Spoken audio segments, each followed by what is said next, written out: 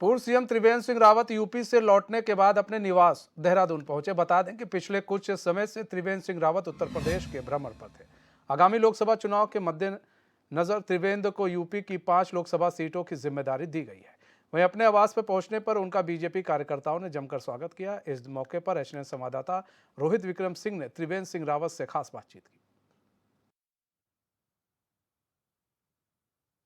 उत्तराखंड के पूर्व मुख्यमंत्री त्रिवेंद्र सिंह रावत उत्तर प्रदेश से लौटकर उत्तराखंड पहुंचे हैं। बहुत महत्वपूर्ण जिम्मेदारी मिली है उत्तर प्रदेश की। सर, कैसा दौरा रहा बलिया और अन्य जगहों पर? आपने बीजेपी कार्यकर्ताओं में जोश भरा जनसंपर्क अभियान के तहत। नहीं, बहुत अच्छा रहा और भीषण गर्मी है वहाँ पर। यहाँ तो हम बहुत अच्छे वातावरण में हैं, खड़े हैं बाहर। वहाँ तो ऐसा नहीं है, लेकिन उसके बावजूद जिस तरह की वहाँ पर भीड़ उमड़ी है कार्यकर्ताओं की, वो निश्चित रूप से कार्यकर्ता हमारा 2024 के लोकसभा चुनाव के लिए पूरी तरह तत्पर है। और वहाँ पर 5 लोकसभा सीट इस समय भारतीय जनता पार्टी के हैं। फिर 5 लोकसभा सीट भारतीय जनता पार्टी वहाँ से जीतेगी। सर, जो प्रेस मीट रखी गई 5 दिन की, महत्वपूर्ण सांसदों विधायकों का जो कामकाज है वो मीडिया के माध्यम से जनता तक पहुँचाया गया। लगता है कि मोदी जी ने जो कहते हैं कि हम जो कहते हैं वो करके भी दिखाते हैं, ये फीडबैक जनता को देना बेहद ज़रूरी है कि क्या काम हो रहा है। जनता इस चीज़ को महसूस करती है और वही कम्युनिकेट करने के लिए हम जनता के बीच में जा रहे हैं। और हमको ये लगा पूरे भ्रमण के दौरान लगभग 5 सभाएं मैं हर रोज़ करता था। एक आध मीटिंग, इनर मीटिंग करता था, बाकी सभाएं करता था, छोटी छोटी सभाएं। लेकिन उसमें सबसे अच्छा फीडबैक यही है कि जो विकास है वो आज दिख रहा है। आप देश के किसी छोर पर चले जाए, सड़कें दिख रही हैं। वहाँ पर जो हमारे सांस्कृतिक प्रतीक थे, चाहे काशी विश्वनाथ हों, अयोध्या जी हों, महाकालेश्वर हों, केदारनाथ हों, बद्रीनाथ हों, हर कोने तक विकास दिखता है, ग्रोथ दिखती है। जहाँ आज दुनिया की जो ग्रोथ है, जो 22-23 की जो ग्रोथ है, वो लगभग 2.5-3%, 3.5% जा रही है। और जो यूरोपियन 2 देश ऐसे कि जो अभी विश्व बैंक ने उनका अनुमान लगाया कि वो 1 और 1.5% के बीच में जाएंगे, वहीं भारत 6.5 जा रहा है।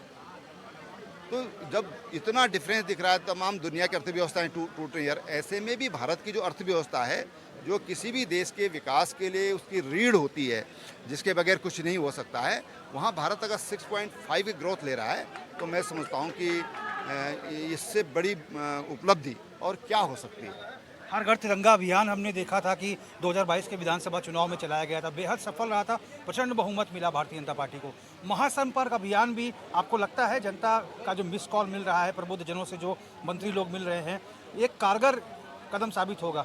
निश्चित रूप से। देखिए, ये जो डाटा है ये ईंधन है, ये ईंधन है आज के युग का। और इसका हम जितना बेहतरीन इस्तेमाल कर सकें, सदुपयोग कर सकें, तो वो सदुपयोग करने की शक्ति हमारे पास है। आज प्रधानमंत्री जी ने इंडिया को डिजिटल इंडिया में तब्दील किया है। देखिए, अब रेलवे में टिकट के लिए लाइन नहीं लगती, अब बैंकों में अपना पैसा लेने के लिए लाइन नहीं लगती, गैस के लिए लाइन नहीं लगती। आप आज 40%, दुनिया का 40% जो डिजी पेमेंट हो रहा है वो भारत कर रहा है। तो हम ये समझ सकते हैं कि इन 8-9 सालों में भारत कहाँ पहुँचा है। आज तमाम दुनिया के जो विकसित राष्ट्र हैं उनसे आगे आज भारत हुआ है। इसलिए जो ये जो डाटा है, ये तो एनर्जी है, ये फ्यूल है, और इसका बेहतरीन इस्तेमाल भारतीय जनता पार्टी करेगी। एक महत्वपूर्ण सवाल है, आपने यूपी में नाथूराम गोडसे को देशभक्त बताया। कांग्रेस के साथ अभी क्षेत्रीय दल जो है विरोध कर रहे हैं, आपका विरोध कर रहे हैं। देखिए, मैं ये बताना चाहता हूँ कि मैं इस कंट्रोवर्सी में वो नहीं बढ़ाना चाहता, लेकिन कांग्रेस ने गांधी जी की विचारधारा को जितना नुकसान पहुंचा है उसने कभी किसी ने नहीं पहुंचाया। देश की जब आज़ाद हुआ तो गांधी जी ने कहा कि कांग्रेस को समाप्त कर देना चाहिए। कांग्रेस देश की आज़ादी के लिए एक मंच है, और वो काम, अब देश आज़ाद हो गया, अब इसकी ज़रूरत नहीं है।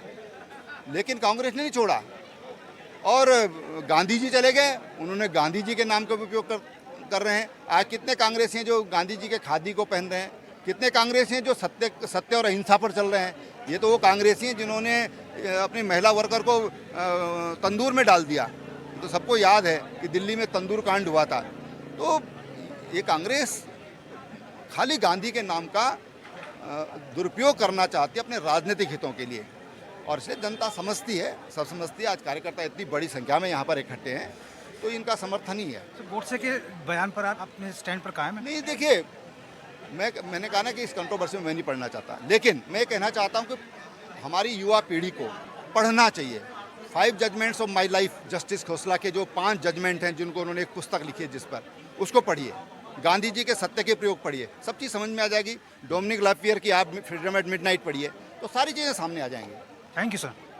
तो हमने बात की उत्तराखंड के पूर्व मुख्यमंत्री त्रिवेंद्र सिंह रावत से। उत्तर प्रदेश में बहुत महत्वपूर्ण जिम्मेदारी मिली है, भ्रमण करके आए हैं। महाजनसंपर्क अभियान के तहत बलिया और तमाम क्षेत्रों में बीजेपी कार्यकर्ताओं में जोश भरकर आए हैं और जिम्मेदारी मिली है कि 2024 के लोकसभा चुनाव में एक बार फिर से प्रधानमंत्री नरेंद्र मोदी के नेतृत्व में प्रचंड बहुमत की भारतीय जनता पार्टी की केंद्र में सरकार बने।